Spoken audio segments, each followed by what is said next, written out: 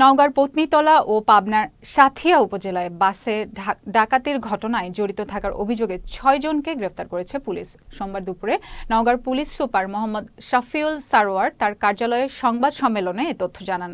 Police super আরও জানান, গত ২২ ফেব্রুয়ারি রাতে নওগাঁর পত্নীতলা উপজেলার নজিপুর সাপাহার সড়কের মানাসী ও করমজাইয়ের মাঝামাঝি এলাকায় গাছ ফেলে একটি বাস ও মাইক্রোবাসে ডাকাতির ঘটনা ঘটে।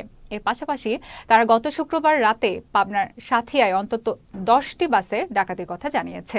সংবাদ সম্মেলনে অতিরিক্ত পুলিশ সুপার গাজীউর রহমান ও জয়ব্রত পাল ও পত্নীতলা থানার ভারপ্রাপ্ত কর্মকর্তা এনায়েতুর রহিম সহ অনেকেই উপস্থিত ছিলেন। আপনারা জানেন, গত ২২ ফেব্রুয়ারি রাত ১১টার দিকে পত্নীতলায় বিআরটিসি বাসে একটি ডাকাতির ঘটনা ঘটে।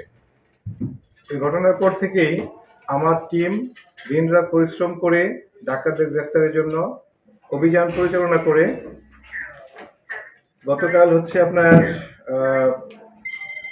আমার টিম জয়পুরহাট, গাইবান্ধা, বগুড়া ৩টি জেলায় অভিযান পরিচালনা করে আন্তঃজেলা ডাকাত দলের ৬ জন সদস্যকে গ্রেফতার করতে সক্ষম।